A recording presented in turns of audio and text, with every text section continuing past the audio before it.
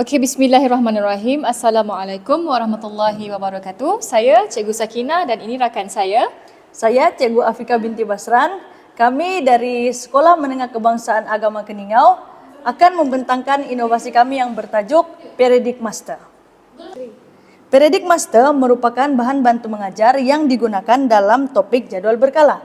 Jadwal berkala merupakan topik yang terdapat dalam di SKP Sains Sekolah Menengah.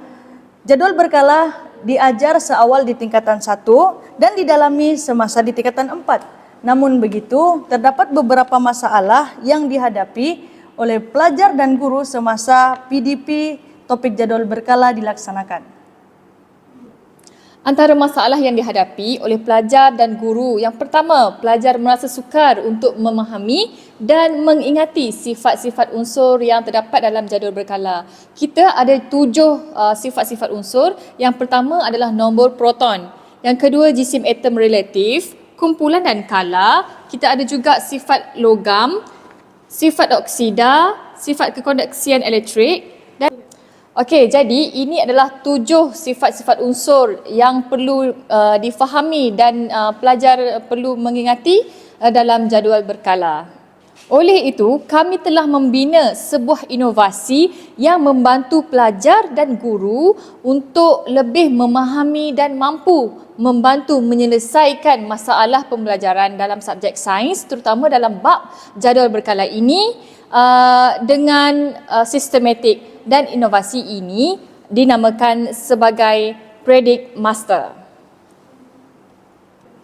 Antara objektif utama dalam inovasi kami ialah meningkatkan pemahaman pelajar terhadap sifat fizik dan sifat kimia dalam jadual berkala, dan yang kedua adalah menambah baik amalan PDP di dalam kelas melalui penggunaan bahan bantu mengajar iaitu Peredik Master. Inovasi ini merupakan inovasi yang tidak menelan kos yang tinggi dan mudah untuk dibuat. 3 bahan penting dalam membina inovasi ini adalah kertas A4, kertas laminate dan juga tracing paper.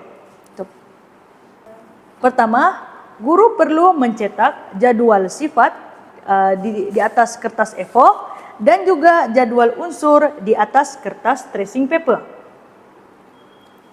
Jadwal sifat perlu dilaminasi seperti ini. Selepas itu, jadwal sifat ini perlu dipotong mengikut saiz yang bersesuaian.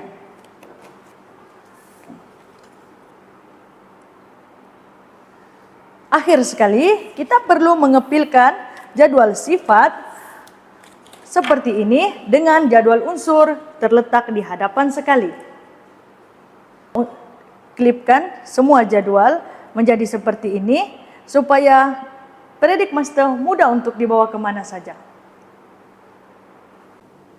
Sebelum ini, pelajar perlu merujuk jadwal berkala yang terdapat di dalam buku teks.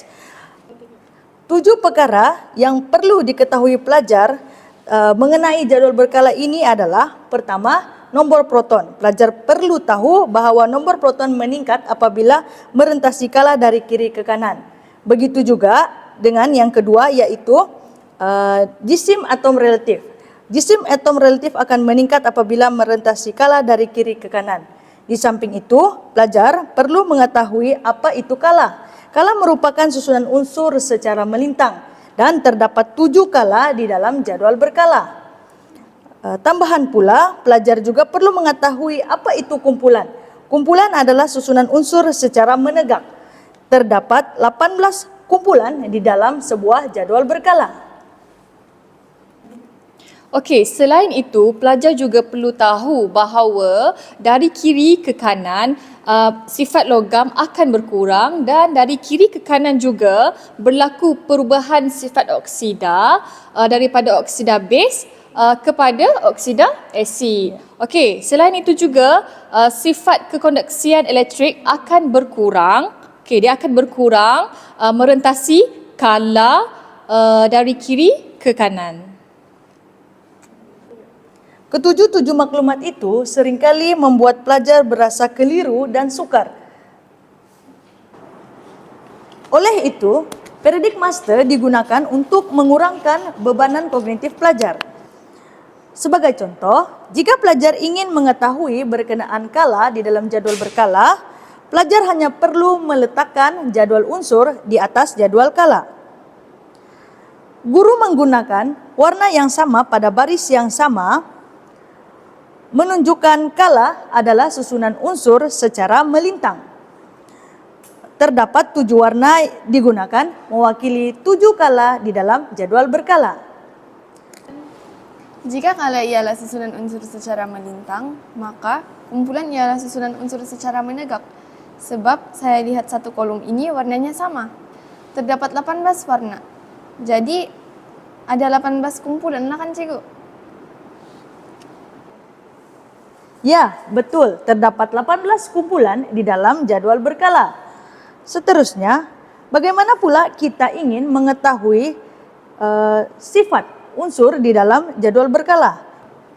Ini adalah jadwal sifat logam. Apa yang kamu boleh faham? Saya lihat warnanya berubah dari legap ke cair. Mungkin sifat logam berkurang apabila merentasi kala dari kiri ke kanan. Benar. Unsur di sebelah kiri merupakan unsur logam. Unsur di bahagian tengah adalah separa logam dan unsur di bahagian kanan adalah unsur bukan logam. Bagaimana pula dengan sifat kekondaksian elektrik unsur di dalam jadwal berkala ini?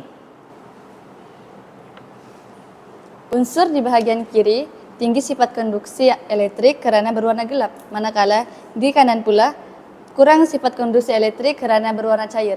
Oleh itu, sifat kekonduksian arus semakin berkurang apabila merentasi kala dari kiri ke kanan. Betul kan cikgu? Ya, tepat sekali. Apa pula perubahan sifat oksida unsur di dalam jadwal berkala apabila merentasi kala dari kiri ke kanan? Siapa boleh terangkan? Saya cikgu, sifat oksida akan berubah daripada oksida base kepada oksida asid. Unsur di sebelah kiri bersifat oksida base, manakala unsur di sebelah kanan bersifat oksida asid. Ya, betul. Cikgu menggunakan warna biru bagi mewakili oksida base dan warna merah mewakili oksida asid, sinonim dengan penggunaan warna kertas litmus yang akan berubah menjadi biru apabila bersifat base dan berubah menjadi merah apabila bersifat asid. Okey, oleh itu antara impak yang positif melalui inovasi ini adalah membantu pelajar dan guru memahami jadual berkala dengan baik. Selain itu, pelajar dapat memahami sifat-sifat unsur dengan sistematik, malah penggunaan warna yang menarik iaitu daripada gelap ke cerah, cerah ke gelap mampu membantu pelajar untuk mengingati. Inovasi ini dapat meningkatkan motivasi pelajar untuk belajar berkenaan jadual berkala dengan lebih bersemangat. Okey, selain itu, guru juga dapat menjimatkan masa untuk melakar jadual berkala secara manual di papan putih, dan juga Predict Master ini boleh digunakan dalam aktiviti berkumpulan serta meningkatkan kemahiran kolaboratif dan kerjasama antara pelajar. Penggunaan inovasi ini telah pun disebar luas dalam kalangan guru-guru di sekolah kami. Inovasi ini bukan sahaja digunakan dalam mata pelajaran sains tingkatan 4, juga digunakan dalam mata pelajaran sains tingkatan 1.